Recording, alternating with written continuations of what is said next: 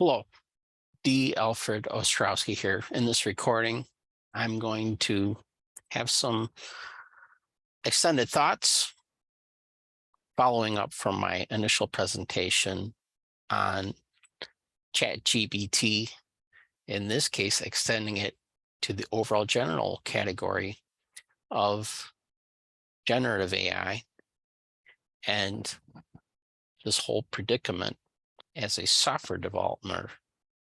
Are we worried about losing our jobs? Okay, so for those of you who have not seen my prior recording, please look at that because I don't want to repeat myself. And that'll put this recording in context, and I'm not going to spend as much time on this recording. If you watch my last recording or any of my YouTube videos, thanks for listening. So I'm going to be brief, not as long as extended as the last recording, but just touch off on some points. And as usual, I'm not going to tell you what to think, present my ideas and things that have come to mind since this whole panic over generative AI has occurred. And you make your own decision as to what the future holds for us. But I have some observations and I felt like sharing them because, quite frankly, I am tired of talking about the worry aspect of generative AI. I think it's a good thing. And I don't think that there is reason for panic. Maybe with my title here, I'm invoking a little bit of clickbait hype. It's not really my intention. So let me give a quick overview and let's get into it. Okay, so you want to know about me, see the last video, talk a little bit more about it. I'm not going to get a sense of my background. I've done a lot of software development over a number of years. Full disclosure, this is not an anti-generative AI approach. I've done a lot of work in academics as well as industry with AI. And I am paying my $20 advance access to ChatGPT a month. So I'm definitely on the side of generative AI. My position has always been that we shouldn't be overly worried about it. Okay, so I think we should see the opportunities. I think there are a ton of opportunities. Okay. My goal, and again, my goal of the points I'm going to extend on is from a software developer's perspective, not from a content developer or someone writes tweets for a living or is a copyright editor or any of these other positions that probably have a strong influence and will be changed and maybe lose your job. Okay, specifically from generative AI. Not speaking to that, speaking to that from a software developer perspective and talking about a lot of people who have been talking throughout most of 2023. This is the end of programming as we know it. There will be no more programmers anymore. Okay, and I spoke to that. I don't know what the future holds. I have no idea. Okay, but I have some insight. I've been in the business for a while, and I just feel like sharing it. Nothing else, of just sharing my ideas. You take my ideas, do your own research, make up your own mind. Okay. But take a look at what's happened so far since I've made the last presentation, and I'm going to give a little bit more of the insight or ideas that come to mind from what I've observed in the last few months. And again, I don't really have a conclusion. That's the final points. Please do your own research. Make up your own mind. Okay, these are just some of my thoughts, and this is a very efficient way of sharing them. So let me run through this.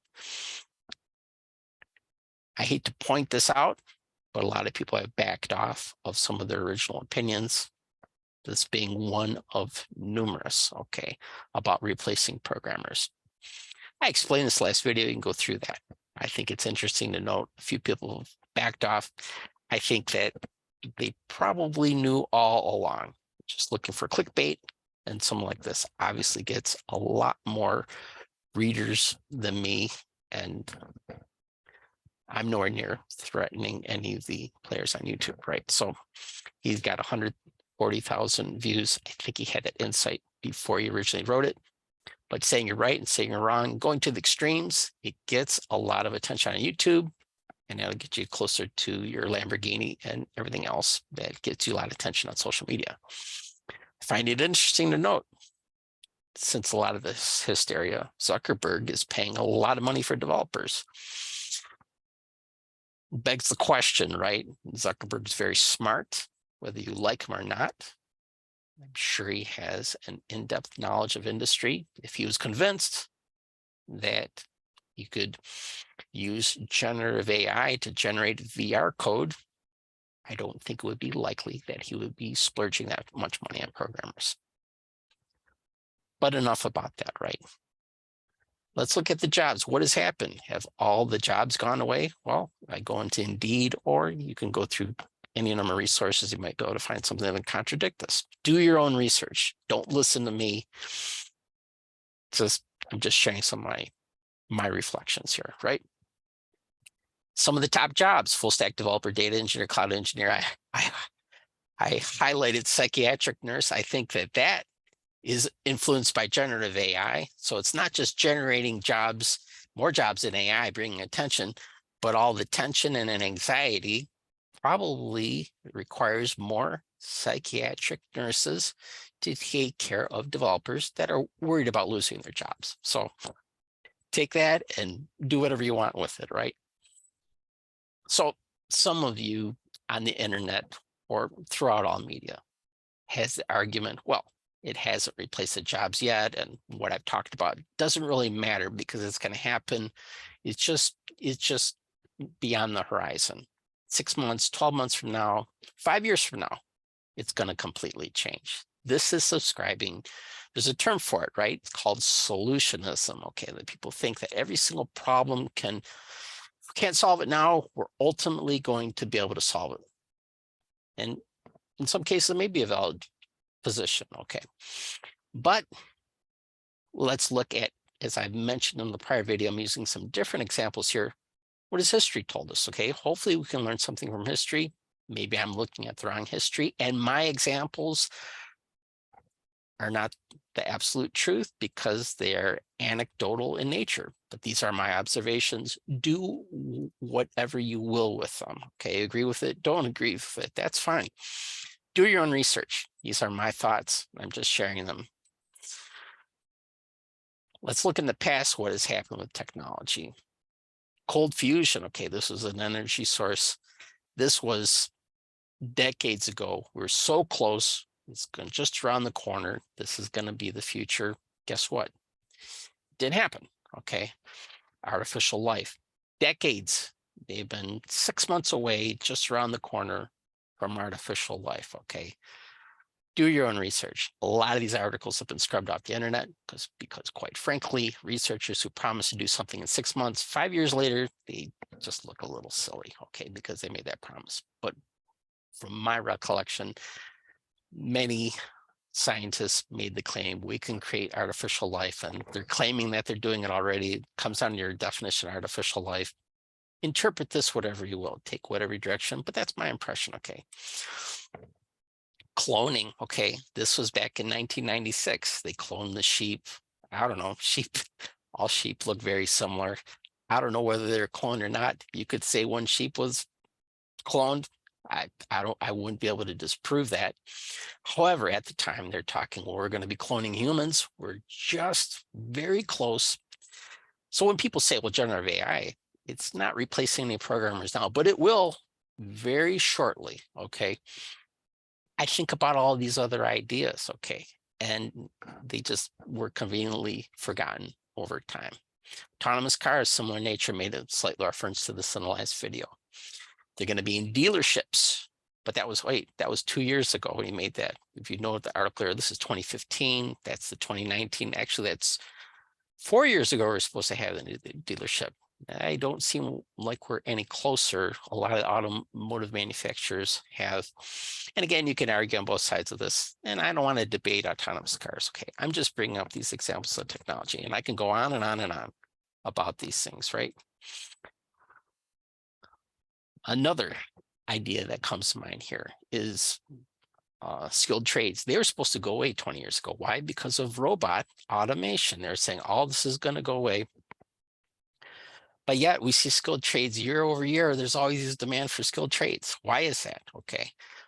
Maybe they're not paid enough, and you can argue any direction. But why do these jobs still exist? Okay, they were promised to have gone away.